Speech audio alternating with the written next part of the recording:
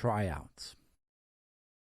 My phone says it's April 4th, 1997, when the door at the back of the auditorium swings open. The echoing bang causes the moon-faced girl on stage to drop her baton. My brother Chris laughs off his loud entrance. He looks around until he spots his older brother toward the back, and then takes a determined gait down the aisle.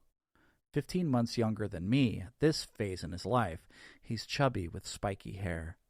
17-year-old me sighs impatiently, dropping his foot from the back of the chair in front of him and letting the sophomore squeeze past. He smells cigarette smoke on his brother and silently deliberates, finally choosing not to pick a fight. "You made it," he says instead. "Coach forced me to run laps before he let me out of practice." Chris drops his backpack into an empty seat. "I'm benched next game." "Did you tell him how bad we need to win the talent show?" "That's why I'm not towel boy." Chris grins and plops down beside his brother. "You get a chance to practice?" My younger self hands one of the 2 guitars to his brother. "A little." The instrument slips from Chris's grip, making another loud noise. He grimaces, fighting to stifle a laugh. "Sorry." Erin, the girl on stage, picks up her baton and begins her routine again. "Is it in tune?" Chris asks. My younger self says, "Was before you dropped it." Chris curses, and his older brother gives him a reproachful look. The door opens again, and a girl slips inside. She approaches the front, adding her name to the clipboard, and both my younger self and I watch her every move. Finding a seat 3 rows in front of my younger self, she opens a brown paper bag, removing a bologna sandwich, a Capri Sun, some grapes, a yogurt, and a snack cake. She sets them neatly beside her. Some might describe her as plain, and to be truthful, there's nothing particularly remarkable about her. Sure, she's pretty, but it's not so much what she has as how she uses it, how her lips curl into a secretive smile, or the way her eyes animate her entire face into a cherubic angel, or an impish fiend at whim. She's no different than any of the other kids the school is busy educating. She's ordinary. But to me, she's extraordinary. Although I know the outcome of this love story, my heart beats for my younger self. Roy Merchant, everyone's favorite teacher, rises from his seat. "All right, Erin, very good." "My batons would be on fire for the actual show," the moon-faced girl says. "We'll check the fire code, okay?" Mr. Merchant reads from his clipboard. "Annie Spinks, you're up." 17-year-old me uses this opportunity to stand. "When are we on?" Chris asks.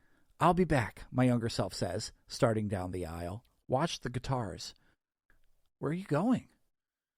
The answer becomes apparent when young me slides into the row beside the girl who is eating her lunch. At this point, he's vaguely familiar with her.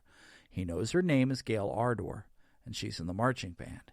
He knows that last detail because he'd made a failed attempt to join the band his freshman year and was voted laziest member due to his mother's busy work schedule. Until this moment, however, the two had never exchanged words, not even in passing. In the scope of their lives, they each had only existed in the other's margins, like a silent extra in the other's story. The funny truth is, I don't think I ever would have spoken to her had she not gotten hungry on that fateful afternoon. God, we were just kids, weren't we? I mean this query for Nicholas, but I realize he's stayed behind with Chris and the guitars. Gail peels the top off her yogurt, and it spits at her like a hissing cobra. 17-year-old me snickers, but Gail just scoops the spray from the front of her shirt and licks her finger as though it's the most ordinary thing in the world. "So he asks, clearing his throat, "is eating your talent?" Gail offers an expression of innocence. "Yes, but I'm too hungry to wait until I'm called. Guess I'll have to come up with something else on the fly." "May I suggest something death-defying? It's a sure crowd pleaser." As the 17-year-old version of me says this, I mouth the words in unison. "Something with big cats and flaming hoops?" "I was thinking of a straitjacket and water chamber, but I like where your head's at on this one." "Okay, but I really think we should work in some piranhas." "Forget the piranhas," he says a bit too loudly. What do you think of swarming bees or bloodthirsty ferrets? I smile at the realization I'd accomplished the feat of making Gail, who was never an easy mark, laugh so early in our relationship. In the water? She asks. That's how Houdini died, he says. He would have gotten out safely, but one of the ferrets ate the key he had hidden up his sleeve. I don't need a key, Gail says. Not when I have an interpretive dance to get me out of any jam. Maybe you should do that. Oh, no, she says, shaking her head. I only dance for the ones I love. He points at one of the food items. What is that? We've established this already. It's my talent.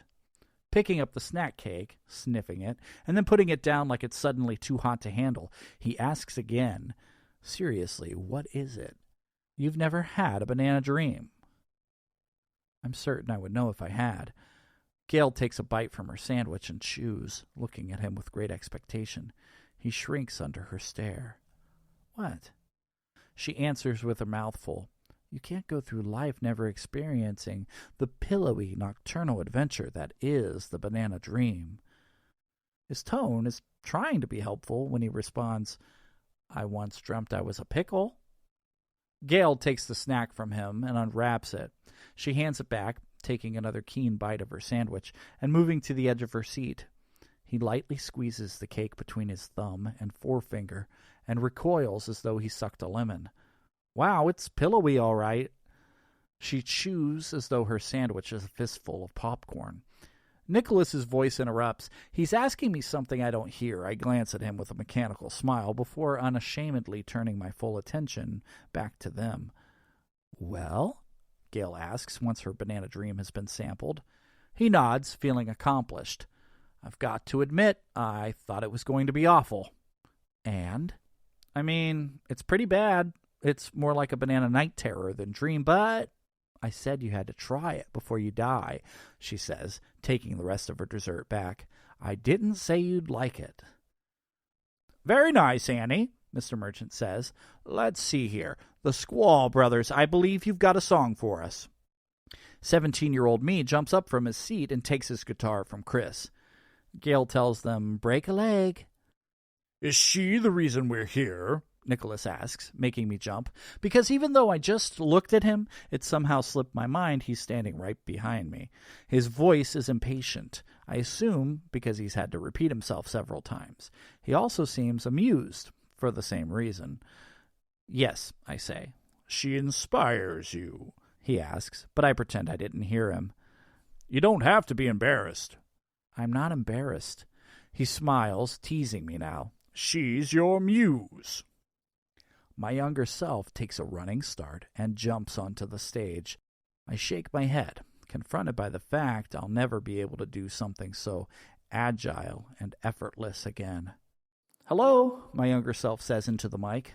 Our talent may not be our lunch, but it's all that and a bag of chips. Chris snorts and stares at his brother in bemusement. What? The boys begin to play a simple chord progression that steadily supports the lyric. With the kind of harmonized pitch only afforded by a lifetime of singing together, they perform their song at a level that has the immediate attention of everyone in the auditorium.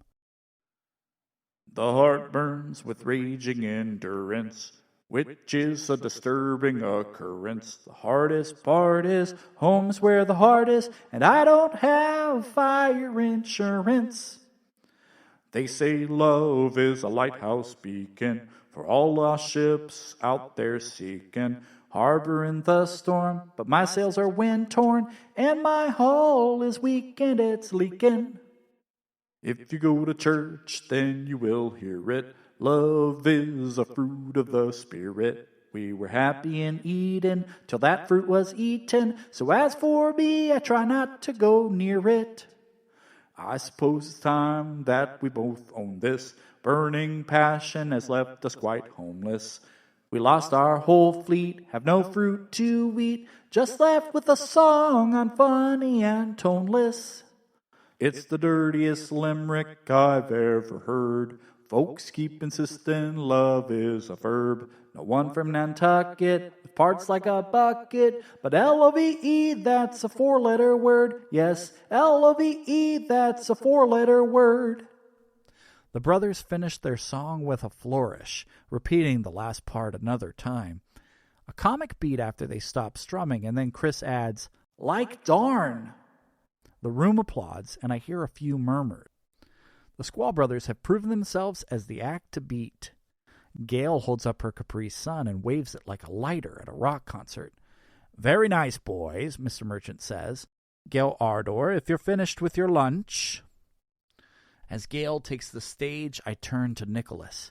He runs his fingers through his beard, giving me a look of delight. "This is weird," he says. "I've never had facial hair before." "How does this work?" I ask. "You said I can't interact with anyone, so I can't just go up and ask her for the key."